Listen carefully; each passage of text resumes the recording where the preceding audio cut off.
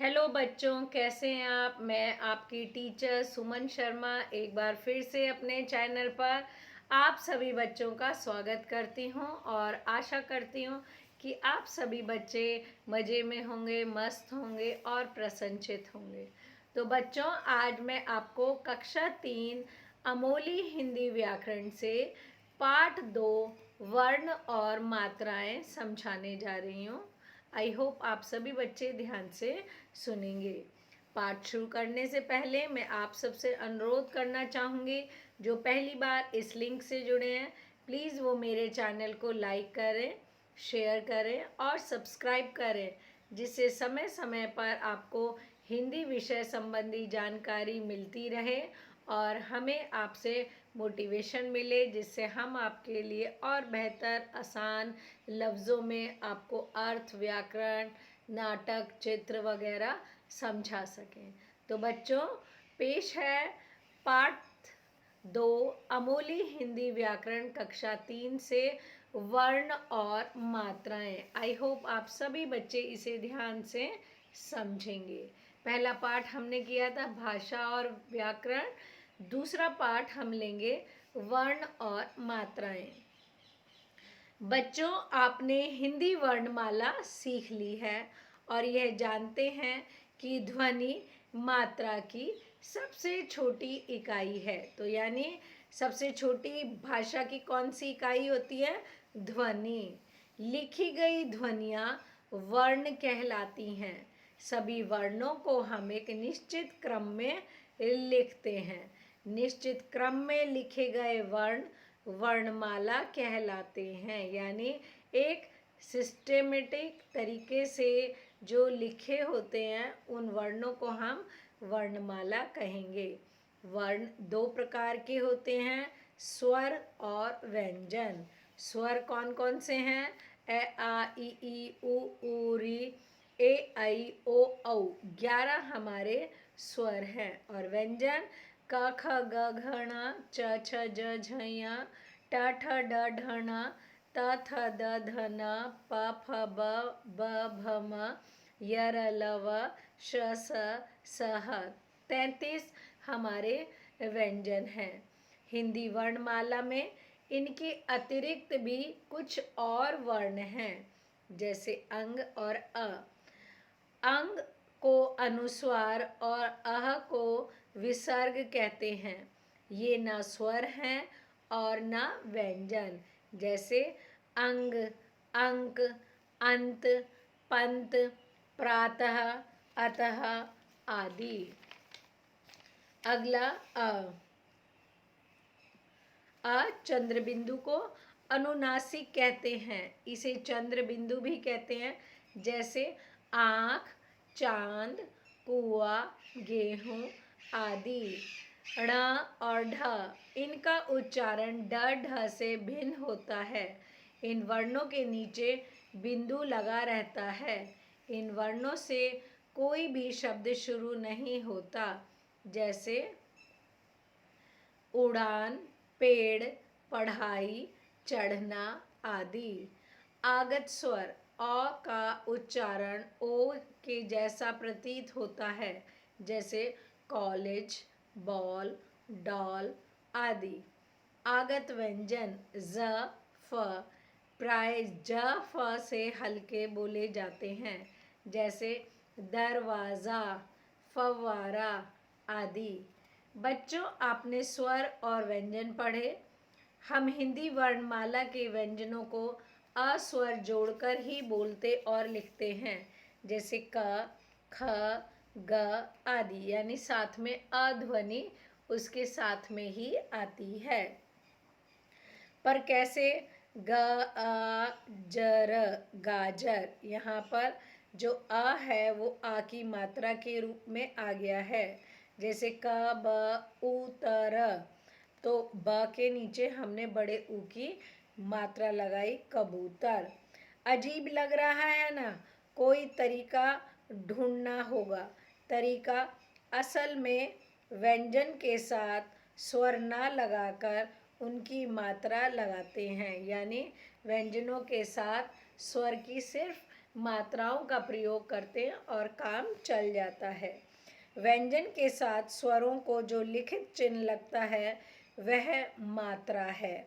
व्यंजनों में ये चिन्ह कुछ वर्ण के पहले, कुछ बाद में, कुछ वर्णों के ऊपर, कुछ वर्णों के नीचे और कुछ बीच में भी लगते हैं।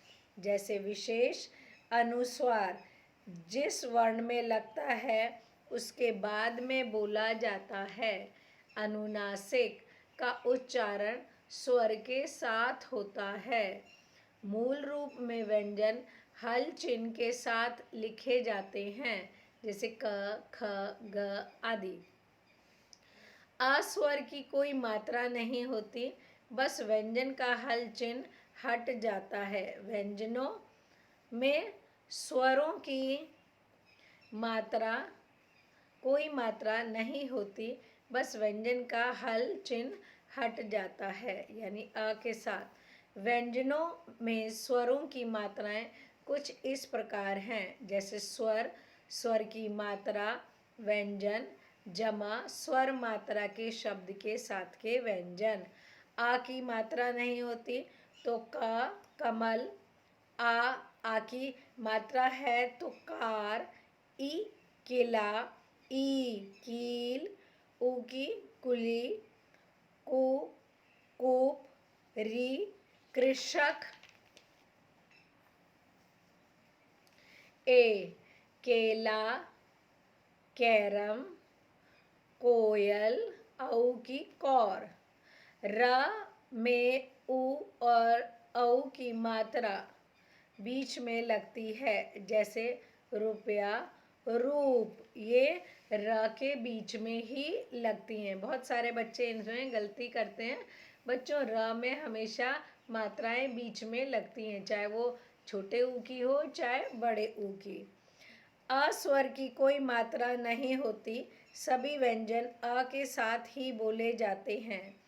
व्यंजनों को बोलते समय उनके साथ लगा हल चिन्ह हट जाता है, जैसे क जमा अ क, ख जमा अ ख, ग जमा अ ग। तो यानी इनके आ के साथ जब अलग करा तो हलंत हट जाएगा, हल चिन्ह। अगला टॉपिक है संयुक्ताक्षर।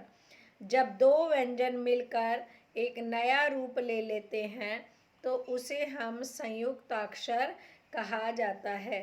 ऐसे व्यंजन चार हैं, श, त्र, ज्ञ, श। ये इस प्रकार बने हैं, जिसे क जमा श, श कक्षा, पक्षी। त जमा र, त्र बनता है पत्र, त्रिशूल। ज जमा य, विज्ञा बनेगा विज्ञान, ज्ञानी।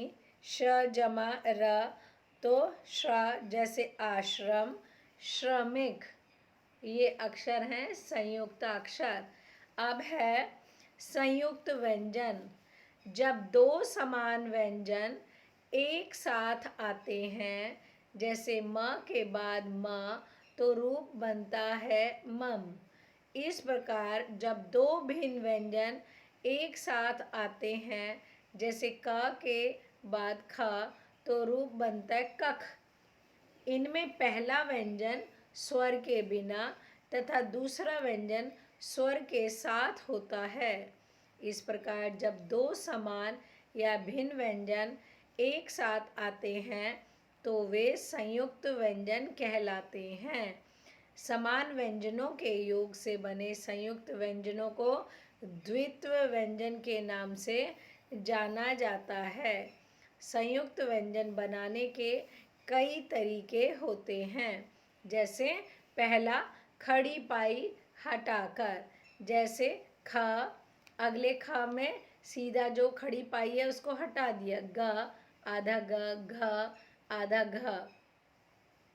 ऐसे च, ज, झ, य, ण, त, थ, द, न, प, ब, भ, म, य, ल, व, श, स, स वर्ण खड़ी पाई हटाकर लिखे जाते हैं।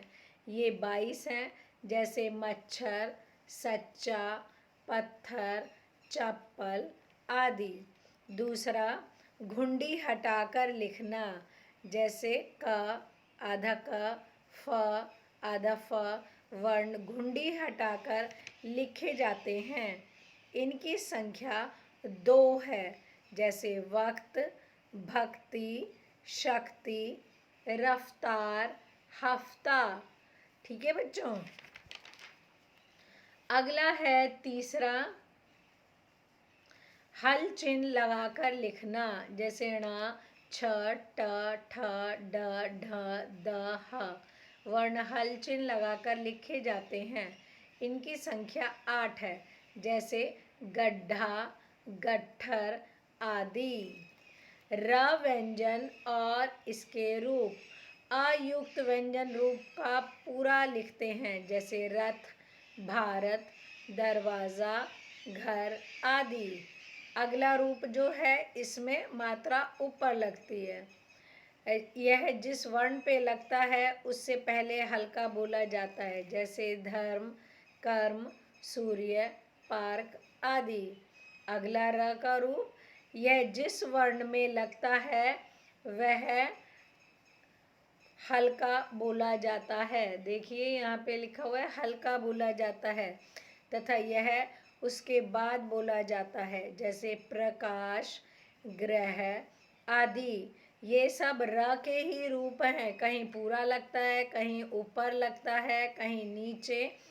अगला है र का एक और रूप, यह जिस वर्ण ट या ड में लगता है वह हल्का बोला जाता है और यह उस वर्ण के बाद बोला जाता है, जैसे ट्रक, ड्रम, ड्रामा, ट्रेन आदि।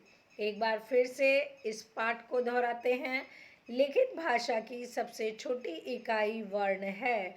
दूसरा, व्यंजन के साथ स्वर का जो चिन्ह लगता है उसे मात्रा कहते हैं। प्रत्येक स्वर की अपनी मात्रा होती है, अस्वर की कोई मात्रा नहीं होती। आई होप आप सब बच्चों को वर्ण और मात्राएं पाठ अच्छे से समझ में आ गया होगा। एक बार आप इसे पुनः पढ़ें और समझें, आपको समझ में आ जाएगा। ओके बच्चों, बाय, टेक केयर।